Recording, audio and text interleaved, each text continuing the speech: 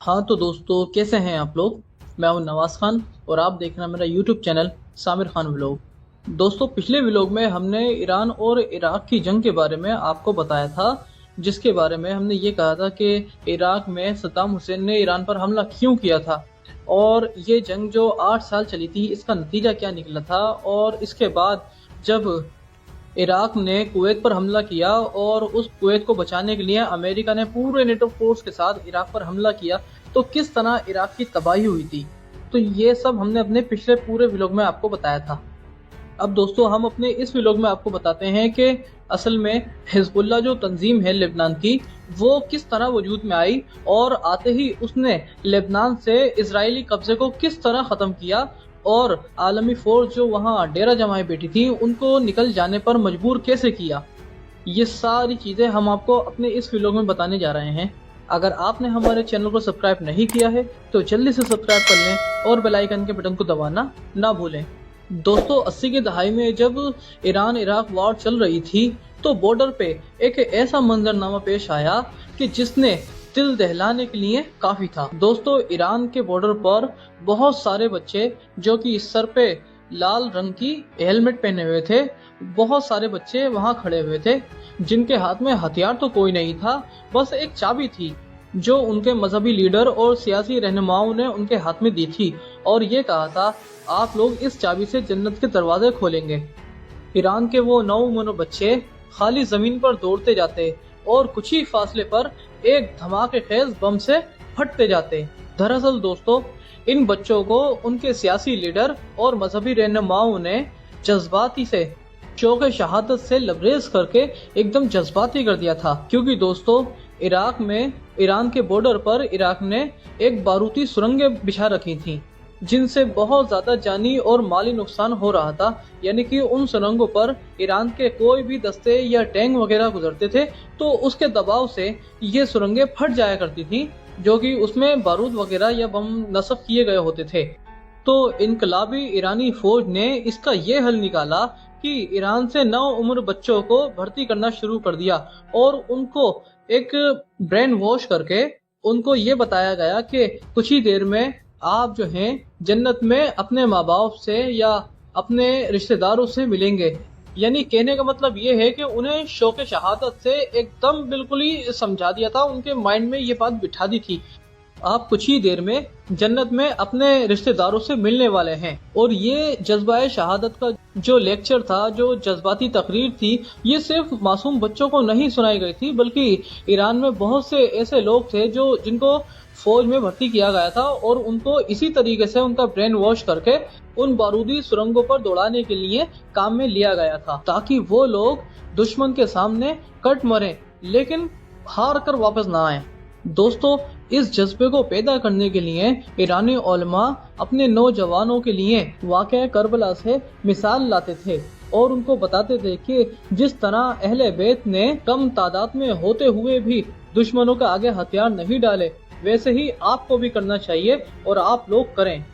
वैसे भी इनकलाब ईरान के बाद ईरानी हुकूमत इस तर्ज अमल को अपना चुकी थी, लेकिन दोस्तों नए ईरान में सब के सब इस सोच के हामिल नहीं थे, बल्कि कुछ लोग ऐसे थे जो इस तर्ज अमल से इख्तिलाफ रखते थे। इन इख्तिलाफ रखने वाले लोगों में ईरान के साबिक वजीर आजम मेहंदी बजरगान भी शामिल थे।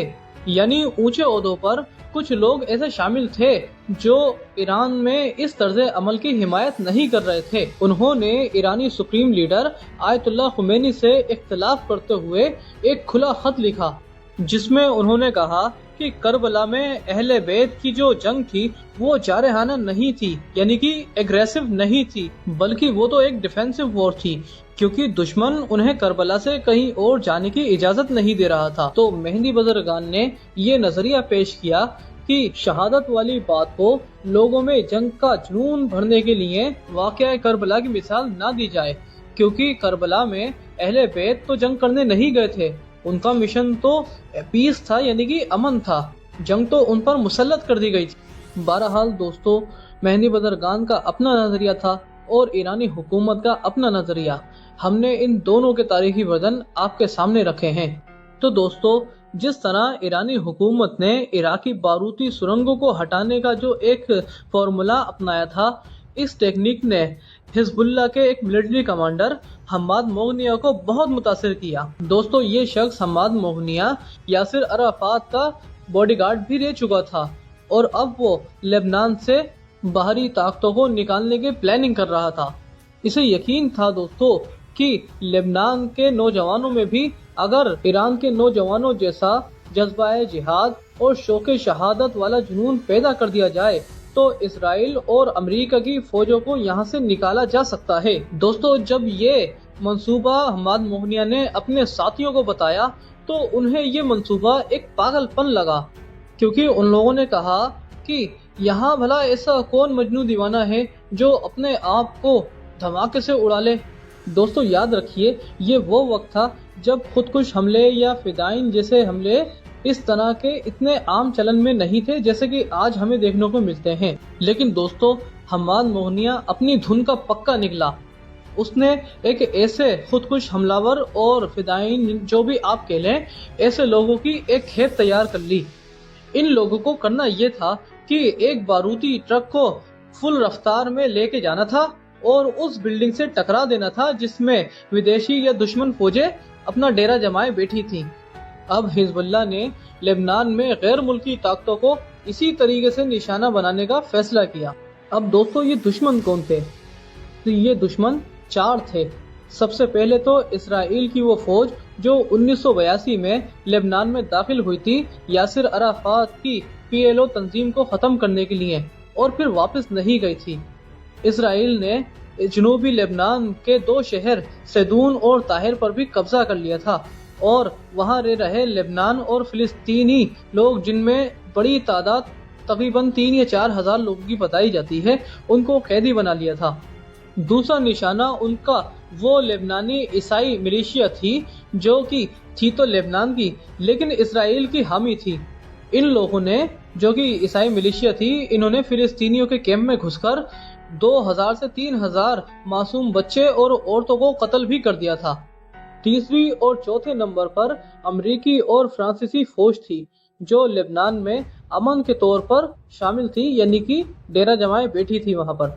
और भी लोगों की वहां पर फौज थी दूसरे मुल्कों की, लेकिन अमेरिकी और फ्रांसीसी फौज ज्यादा तादाद में थी। तो अब हिजबुल्लाह के सामने ये चैलेंज था कि वो लेबनान पर अपना कंट्रोल कायम करे और ये इसी सूरत में हो सकता था कि अगर इसराइल और इसराइल की हामी ईसाई मिलिशिया और वो आलमी ताकतें जिनमें फ्रांस और अमेरिका की फौजें शामिल थीं, उनको लेबनान से बाहर निकाल दिया जाए। हिजबुल्लाह, जो कि पूरे लेबनान की फाइटर पर ही मुश्तमिल थी, तो अब ये लोग ये चाहते थे कि वो इजरायली और उसके इत्तेहादी मिलिशिया और वो आलमी ताकतें, उनके फौजी जो कि लेबनान में अमन के नाम पर डेरे जमाए बैठी हैं, उनको जल्द से जल्द लेबनान से बाहर निकालें और हिजबुल्लाह अपनी खुद मुख्तारी का ऐलान करे और अपने मिशन को आगे बढ़ाए।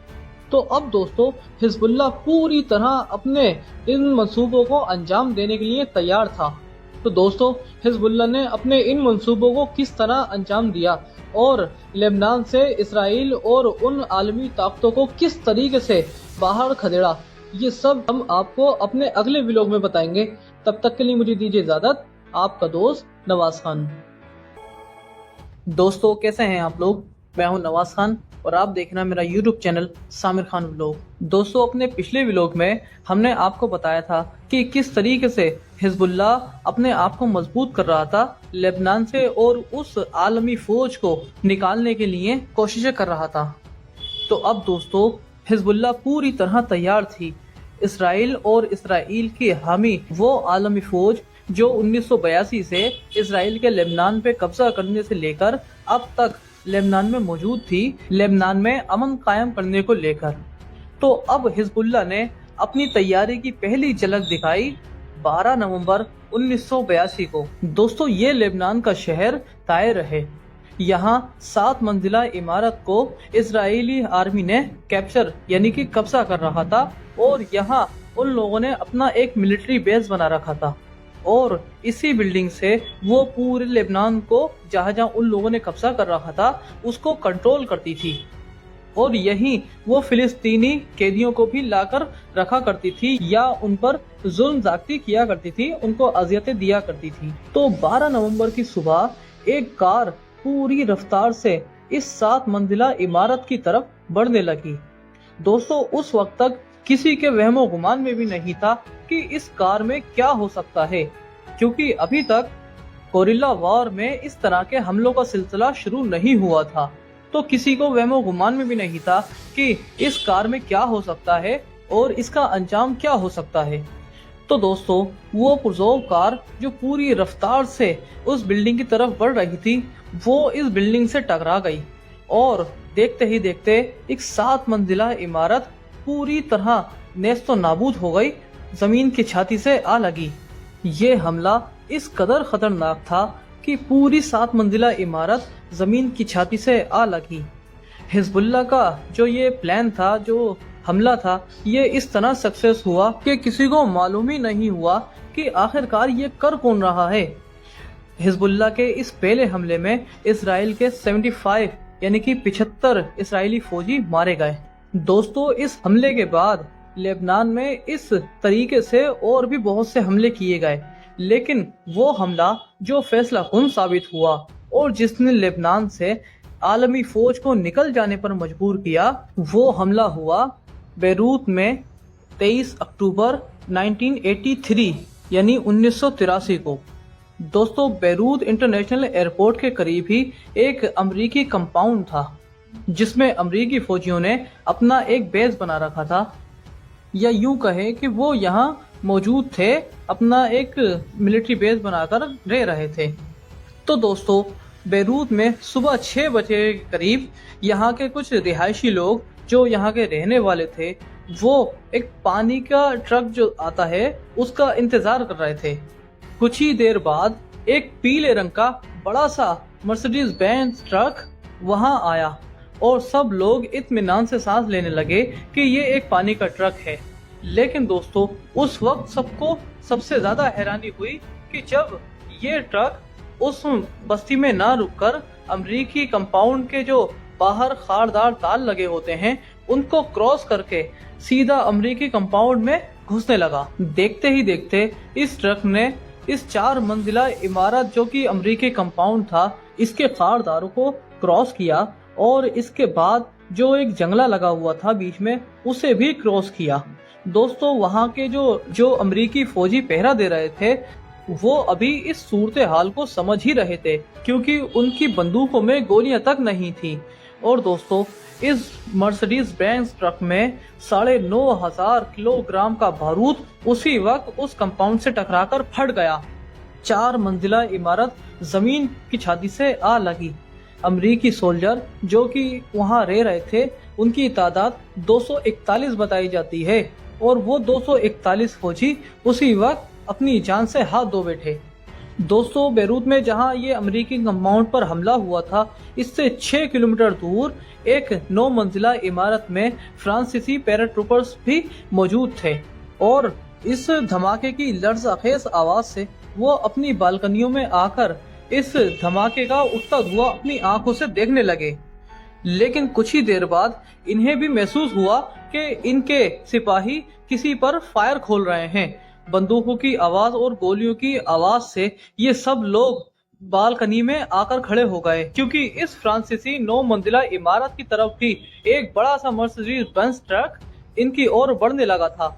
वहां जो फ्रांसीसी आर्मी थी, जो फौजी थे जिन्होंने इस ट्रक पर फायर खोल दिया था, उन्होंने इस ट्रक के ड्राइवर को तो मार दिया और ये ट्रक उस 9 मंजिला इमारत से टकराने से कुछ दूरी पर रुक गया। और इस तरह उन फौजियों ने एक राहत की सांस ली कि हमला होते होते रह गया या इनको कोई नुकसान नहीं हुआ। लेकिन दोस्तों, ये इनकी एक गलत फहमी थी, क्योंकि उन हमलावरों का एक दूसरा यानी कि एक बी प्लान भी था, और वो ये था कि इस ट्रक में जो 9,000 किलोग्राम का बारूद पड़ा हुआ था, उसे एक दूसरे सिपाही ने रिमोट कंट्रोल से उड़ा दिया। देखते ही देखते ये 9 मंजिला इमारत भी जमीन की छाती से आ लगी और इस हमले में फ्रांसीसियों के 58 पैराट्रूपर्स यानी उनकी आर्मी जान से हाथ धो बैठी। दोस्तों, एक ही दिन में 300 से ज्यादा आलमी ताकतों के इन फौजियों की मौत ने दुनिया में हंगामा मचा दिया कि इतनी ताकतवर फौज के जो सिपाही हैं वो उनको इतनी आसानी से कोई किस तरह मार सकता है। तो दोस्तों, इस हमले के बाद फ्रांस और अमेरिका ने अपनी अपनी फौजों को लेबनान से निकाल लिया। यानी इस तरह अगर देखें तो हिजबुल्लाह का पहला टारगेट यानी कि आलमी फौज को लेबनान से निकल जाने पर मजबूर करने वाला जो उनका टारगेट था वो उसने कामयाबी से पूरा कर लिया था। अब लेबनान में एक यूएन की छोटी सी अमन फौज तैनात थी जो कि हिजबुल्लाह की ताकत के लिए कोई खतरा नहीं थी। इस तरह दोस्तों, हिजबुल्लाह ने अपना पहला चैलेंज अबूर कर लिया। यानी अमेरिकी और फ्रांसीसी फौज के लेबनान से निकल जाने के बाद अब लेबनान में इजरायली और वो इजराइल की हामी ईसाई मिलिशिया बाकी रह गई थी।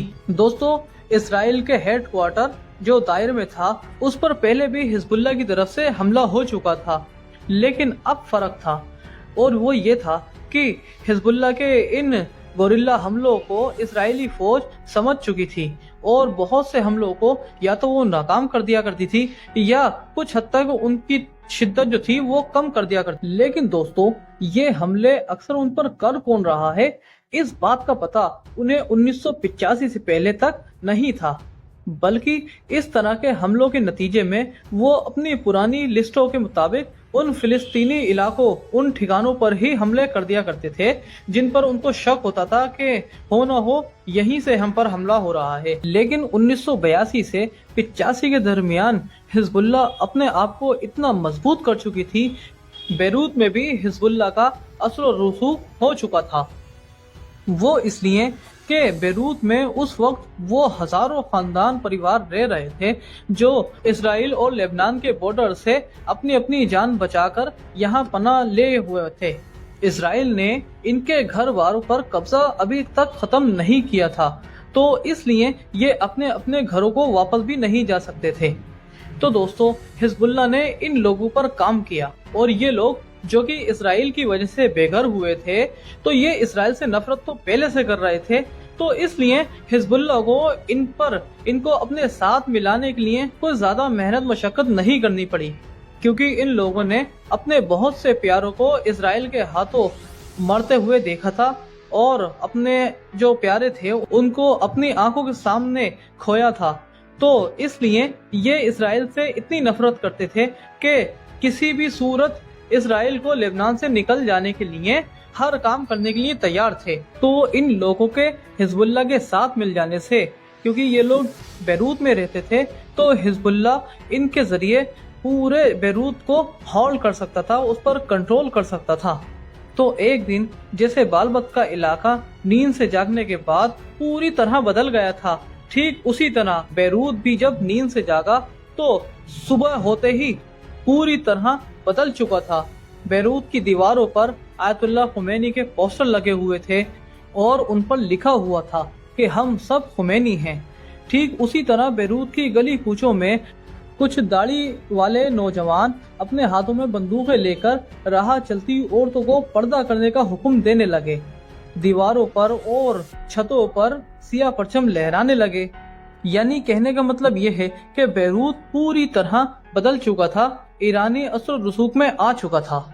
दोस्तों, इसके बाद लेबनान में और खास तौर से बेरूत में क्या क्या बदलाव हुए, ये सब हम आपको अपने अगले व्लॉग में बताएंगे। अगर आपने हमारा पहला व्लॉग नहीं देखा है तो आप यहाँ क्लिक करके देख सकते हैं। और मुझे दीजिए इजाजत, मैं आपका दोस्त नवाज खान। और दोस्तों, अगर आपने हमारे चैनल को सब्सक्राइब नहीं किया है तो जल्दी से सब्सक्राइब कर लें और बेल आइकन के बटन को दबाना ना भूलें। शुक्रिया। हाँ तो दोस्तों, कैसे हैं आप लोग? मैं हूं नवाज खान और आप देख रहे हैं मेरा यूट्यूब चैनल सामिर खान व्लॉग। दोस्तों, हिजबुल्लाह किस तरह वजूद में आया, इसकी 2 किस्तें हमने पिछले व्लॉग में दिखा चुके हैं। लेकिन दोस्तों, इस तीसरे और आखिरी व्लॉग में हम आपको बताएंगे कि इजराइल पूरी तरह मुकम्मल तौर पर लेबनान से किस तरह बाहर निकला और जो 1982 में उसने लेबनान के साउथ हिस्से पर कब्जा किया था, एक शर्मनाक हार के साथ उसे किस तरीके से बैक फुट पर जाना पड़ा। और ये कि लेबनान जो कि एक सेकुलर मुल्क था वो ईरानी असर रसूख में कैसे आया, ये सब हम आपको अपने इस व्लॉग में बताने जा रहे हैं। अगर आपने हमारे चैनल को सब्सक्राइब नहीं किया है तो जल्दी से सब्सक्राइब कर लें और बेल आइकन के बटन को दबाना ना भूलें। तो दोस्तों, आलमी फ़ौज जो कि अमेरिका और फ्रांस की जो आर्मी थी, जो एक अमन मुआहदे के तौर पर लेबनान के साउथ हिस्से में रुक गई थी और उन लोगों ने वहां अपने डेरे जमा लिए थे। तो उसके बाद हिजबुल्लाह ने, यानी कि उस आर्मी के निकल जाने के बाद लेबनान से, हिजबुल्लाह ने पूरी तरह अपने उस साउथ हिस्से पर कंट्रोल हासिल कर लिया। ना सिर्फ साउथ हिस्से पर, बल्कि जो लेबनान की कैपिटल बेरूत है उसमें भी उनका अच्छा खासा असर रसूख होने लगा। यानी कहा जाए कि आयतुल्लाह खुमैनी जो थे ईरान के सुप्रीम लीडर, उनकी जो फोटो थी, जो इमेजेस थी, वो लेबनान की दरो दीवार की जीनत बनने लगी थी। एक तरह से लेबनान जो था वो पूरी तरह ईरान के असर रसूख में आ चुका था। औरतें ईरानी स्टाइल में पर्दा करती थीं और शाम के वक्त जहां महफिलें लगती थीं, उन शराब खानों पर और बार रेस्टोरेंट में हमले शुरू होने लग गए। कुछ जगहों पर बम भी फेंके गए और लोगों ने, यानी कि हिजबुल्लाह के जो मर्द अफराद थे, उन्होंने बार रेस्टोरेंट में घुसकर शराब की बोतलों को गोलियों से उड़ाना शुरू कर दिया। और इन हमलों में सिर्फ हिजबुल्लाह के मर्द ही नहीं बल्कि उनकी खवातीन भी उनके शाना बशाना थीं। उन्होंने इस्लामी रिवायत के हक में जुलूस भी निकाले और शराब की बोतलें और रेस्टोरेंट बार में घुसकर जो कुर्सी, मेज, फर्नीचर वगैरह थे, शराब की बोतलें थी, इन सब को गोलियों से तोड़ डाला, भून डाला। लेकिन दोस्तों, हिजबुल्लाह जो नए अफराद को अपनी ग्रुप में शामिल कर रहे थे, वो सिर्फ ये एक मजहब की बुनियाद पर नहीं कर रहे थे, बल्कि वो दीन के साथ साथ उनको एक दुनियावी लालच भी दिया करते थे, इनामात का लालच दिया करते थे और उनसे कहा करते थे कि जो भी हमारे मुकद्दस मकसद के लिए हमारे साथ खड़ा होगा, उसको एक नेक बीवी और एक फास्ट कार और एक फ्लैट भी दिया जाएगा, और जिसके तहत उनको दुनिया के साथ साथ, यानी कि आखिरत के अजल के साथ साथ दुनिया में भी इनामात दिए जाएंगे। इस तरह की लालच देकर वो उन दूसरे मुसल्लह अफराद को अपने ग्रुप में शामिल करते थे। लेकिन दोस्तों, लेबनान में इसराइल से नफरत करने वालों में सिर्फ हिजबुल्लाह या इनसे मुतासिर होने वाले लोग ही नहीं थे, बल्कि एक दूसरा ग्रुप भी था जो अब भी अरब नेशनल कौम परस्ती की बात करता था। और ये ग्रुप जो था, जो अरब नेशनल कौम परस्ती की बात करता था, ये हिजबुल्लाह के सामने उसके कम्पिटिटिव के तौर पर सामने आया, यानी कि मुतबदिल के तौर पर सामने आया। और इनका मानना ये था कि सिर्फ हिजबुल्लाह और उनसे मुतासिर होने वाले मजहबी लोग ही अपने मुल्क के लिए जान नहीं देते, बल्कि और दूसरे लोग भी हैं जो अपने मुल्क की मोहब्बत में और अरब कौम परस्ती के लिए भी अपनी जानें दे सकते हैं। और ये ग्रुप जो था, ये हिजबुल्लाह से एक कदम इस मामले में और आगे बढ़ गया। वो इसलिए दोस्तों कि उस जमाने में जब कि ये बात चल रही थी 80s की, 85 के दौर में, तो उस जमाने में कंप्यूटर ड्राइव या फोन, टेलीफोन तो हुआ नहीं करते थे। एक वीडियो टेप रिकॉर्डर वगैरह इस तरह के इजादात हो चुके थे। तो ये ग्रुप जो था, ये जब इस तरह के खुदकुश हमले करते थे, तो अपने इन खुदकुश हमलाओं को, अपने इन मिशन को वीडियो रिकॉर्डर में रिकॉर्ड कर लिया करते थे और अपने उन ग्रुप्स के फाइटर को फैला दिया करते थे जो उनसे इत्तेफाक रखते थे। तो दोस्तों, इन्हीं ग्रुप में एक 16-17 साल की एक लड़की भी थी जिसका नाम सना मेंदली था, और जो कि इस तरह के वीडियो रिकॉर्डर की जो दुकानें होती हैं, जो इनका मैन्युफैक्चरिंग वगैरह होती है, वो इसमें काम करती थी। तो दोस्तों, सना मेंदली को इस काम में महारत हासिल और वो और उसके साथी भी छुपे तौर पर, खुफिया तौर पर इसराइल पर हमला करते रहते थे। कभी खुदकुश हमले होते थे तो कभी इनके हमले नाकाम हो जाया करते थे। तो सना मेंदली ने भी इसराइल पर एक खुदकुश हमला करने के लिए अपना एक वीडियो जो प्रोग्राम है वो रिकॉर्ड करवाया था, जिसमें उसने कहा था कि मैं मुस्तकबिल की शहीद हूँ और मुझे अपने मुल्क से मोहब्बत है और मैं अपने मुल्क के खातिर अपनी जान देने जा रही हूँ, दुश्मन से लड़ते लड़ते। तो इसने इसराइल पर खुदकुश हमला किया, जिस हमले में इसराइल के 2 फौजी मारे गए और जाहिर है इस हमले में सना मेंदली भी जान से चली गई। सना मेंदली को पसंद करने वाले लोगों ने इसे जुनूब की दुल्हन के तौर पर याद करना शुरू कर दिया और पहचानना शुरू कर दिया। तो दोस्तों, इस तरह के हमलों से जो कि हिजबुल्लाह इसराइल पर करता था और दूसरे नेशनलिस्ट जो ग्रुप थे वो भी इसराइल को बाहर निकालने के लिए लेबनान से उन पर हमले करते थे। तो इन हमलों से तंग आकर इसराइल ने जो साउदर्न लेबनान पर قبضہ کیا تھا اس قبضے کو ختم کر تھوڑی پیچھے آ کر یعنی کہ اسرائیل اور لبنان کی سرحد سے اندر تقریباً 15 کلومیٹر کے ایریے پہ ایک سیف زون بنایا تھا، جس کو ایک ریڈ لائن کا نام دیا گیا تھا کہ ہماری فوج جو ہے وہ یہاں تک رہے گی اور اس سے آگے ہم نہیں جائیں گے۔ یعنی کہنے کا مطلب یہ ہے کہ ہم اپنے اس ایریے کو جو ہم نے ریڈ لائن کے طور پر تیار کیا ہے اس کو کنٹرول میں رکھیں گے اور اس کے ذریعے ہم باقی لبنان پر بھی کنٹرول کر سکتے ہیں۔ لیکن دوستو، حزب اللہ یہاں رکنے والا نہیں تھا۔ حزب اللہ نے ان پر اور بہت سے حملے کرنا شروع کر دیے۔ 1985 تک یہ ریڈ لائن کا ایریا جو آپ نے میپ میں دیکھا ہے یہاں تک اسرائیل آ چکا تھا، یعنی کہ یہاں تک بیک فٹ پر آ چکا تھا، جس کے بعد حزب اللہ نے لبنان کے 2 شہروں پر اپنا پوری طریقے سے کنٹرول کر لیا۔ ان میں سے ایک شہر ہے دائر اور دوسرا سیدون۔ ان 2 شہروں پر اس نے پوری طرح کنٹرول کر کے اپنی ایک پاور کو بڑھانا شروع کر دیا، جو کہ بعد میں منظم تنظیم کے طور پر پہچانی گئی۔ دوستو، 1985 ہی وہی سال تھا جس میں حزب اللہ نے اپنے خود کے وجود ہونے کا اعلان کر دیا، علل اعلان اپنے آپ کو سب کے سامنے پیش کر دیا کہ ہاں، ہماری جو یہ خودکش حملہ آوروں کی جو ایک گروپ تھا یہ ایک حزب اللہ تنظیم ہے جس نے اسرائیل کو لبنان سے مار کے بھگایا ہے۔ اور اس کے بعد حزب اللہ نے اپنا ایک لوگو بھی بنایا جو بہت حد تک ایران کے جو ایک انقلابی گارڈز کا ایک لوگو ہے اس سے کچھ حد تک ملتے جلتا ہی ہے، تو وہ لوگو بنایا۔ اور جن جگہوں پر حزب اللہ کا قبضہ تھا، یعنی جن جگہوں پر اس کا اثر و رسوخ تھا، ان جگہوں پر اس نے خیراتی کام بھی کیے اور وہاں اپنے دین کی تبلیغ بھی کرنا شروع کر دی۔ لیکن انہوں نے عیسائی جو طبقہ تھا ان کو لبنان میں یہ اعلان کیا کہ ہم اسلام کو یہاں بندوق کے طور پر یا زبردستی کے طور پر نہیں پھیلائیں گے، بلکہ دھیرے دھیرے عیسائی جو معاشرہ ہے وہ دھیرے دھیرے اسلام قبول کرنے لگے گا، اسلام کی خاصیتوں سے متاثر ہو کر۔ دوستو، حزب اللہ جو لبنان میں یہ خیراتی کام وغیرہ کر رہا تھا اور اپنے جو فائٹر تھے ان کو انعامات دے رہا تھا، اس کے لیے اسے ایران سے پوری طرح دل کھول کر فنڈنگ مل رہی تھی۔ لبنان میں جو شیعہ کمیونٹی کے طلبہ تھے، جو چھوٹے بچے تھے جو علم حاصل کرنے کے لیے عراق کے شہر نجف جایا کرتے تھے، اب ان بچوں نے، ان طلباؤں نے عراق کی جگہ ایران کے شہر کن کو اپنا مرکز بنایا، اور جہاں ایران ان کو اسکالرشپ بھی دیا کرتا تھا آگے علم حاصل کرنے کے لیے۔ تو دوستو، یہ تھی کہانی جب لبنان میں اسرائیل نے 1982 میں قبضہ کیا تھا اور اس کے جواب میں حزب اللہ تنظیم قائم ہوئی تھی۔ دوستو، ان حملوں کے بعد جو اسرائیل بیک فٹ پر آ چکا تھا اور اس کے سامنے حزب اللہ ہر گزرتے دن کے ساتھ مضبوط ہو رہی تھی اور اسرائیل پر ہر طریقے سے حملے شروع کر رہی تھی، یعنی کہ کبھی خودکش حملے تو کبھی سیدھے طور پر سامنے طور پر ان سے جنگ لڑ رہی تھی۔